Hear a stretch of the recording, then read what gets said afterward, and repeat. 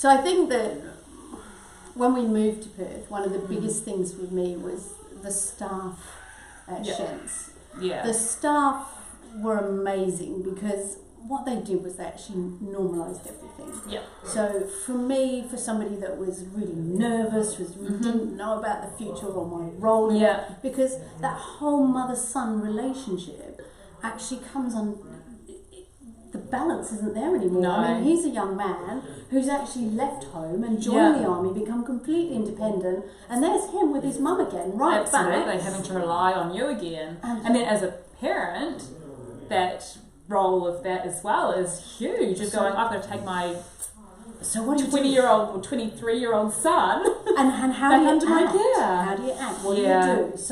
So for me, the way I cope was doing a couple of things. I mean, one of the things I did was really try to make sure that I became involved in his rehab in a way that was not going to humiliate him or be derogatory anyway. So I did his range of movements with the physio, because it was something physically I could go in and I could get involved in. Absolutely. I felt useful. I wasn't just sitting there trying to hold his hand or talk to him about it. Feeling useful is important. Really was important for me, but also for my relationship with Ben. Yes. Because I could kind of like come in and talk to him on a level that was not, oh, how you going, love? I'm so sorry for you. It was like, you've got a disability.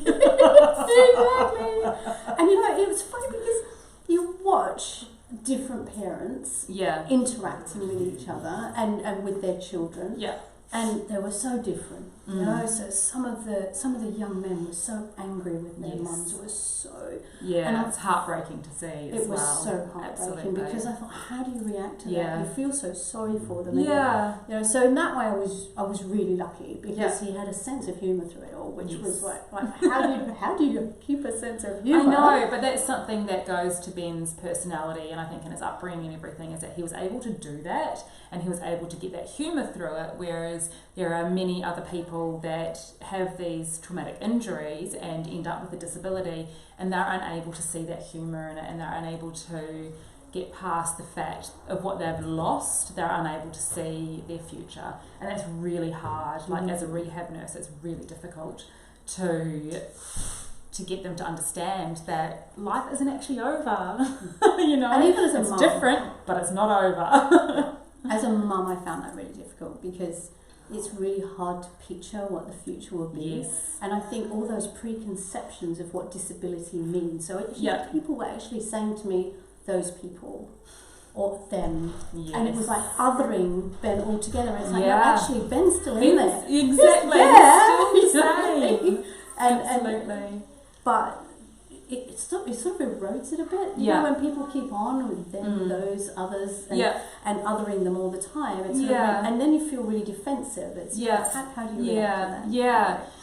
That was the best part of Shent's. Yeah. Everybody treated Ben as if he was normal. Yeah. They joked with him, laughed with him. I mean, the day that you left, get yourself out of they here. covered you in shaving cream. And what was the first thing you did? You went out and you hugged Ben. And he was getting fitted for a brand new wheelchair.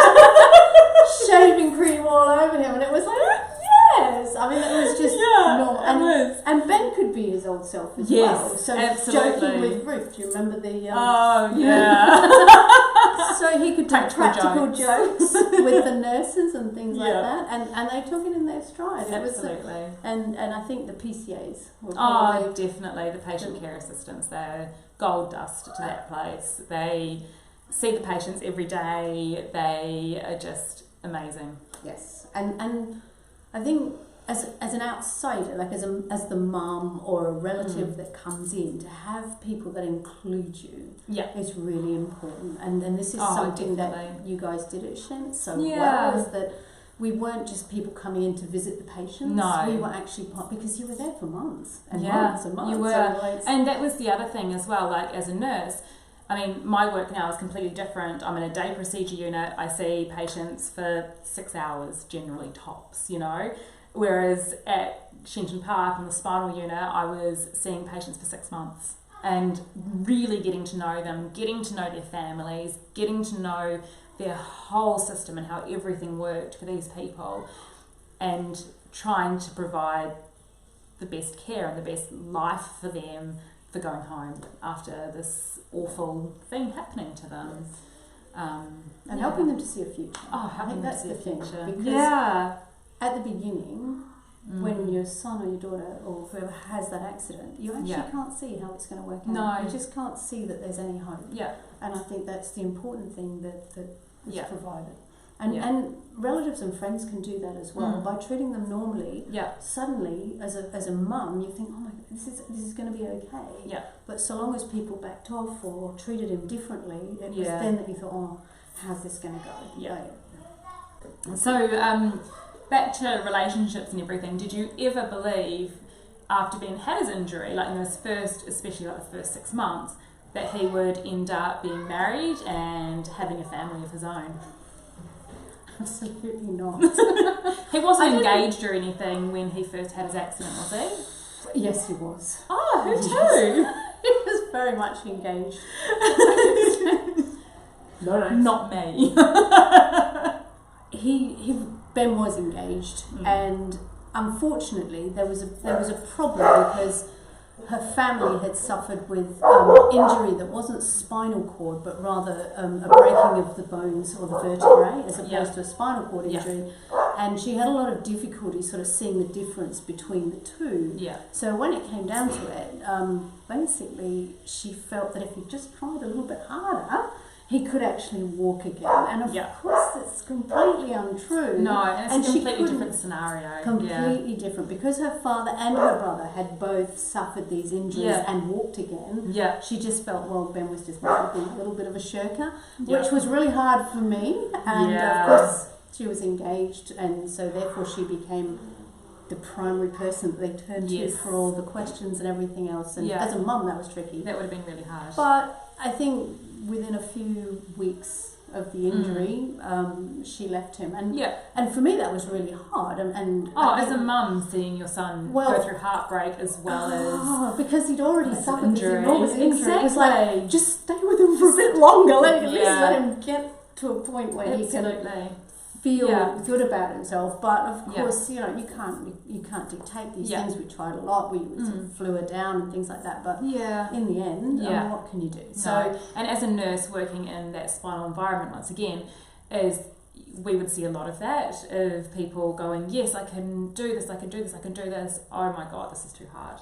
And that's absolutely okay as well for these people, because it's really a completely different lifestyle in so many ways. But it is once again just normalising the disability and seeing the person for who they are despite everything else. And for me, it was really difficult when he first had it. Ben had walked the Bibbulmun track end to end and walked home as well to make it 1,000 kilometres. He'd done training for the Avon descent and done the Avon descent. He'd done lots of things that were very physical. Being in the army. Being in the army. And so his whole life was really around camping and four-wheel driving and all of these things. And it was like, how are we going to do this again? How are we going to do it? What are we going to do it? And I think when he first got out of hospital, one of the first things I did was took him up north. Yes. So that we can go camping. You know, how do you do bowels? We've got photos of that. Maybe not right for this.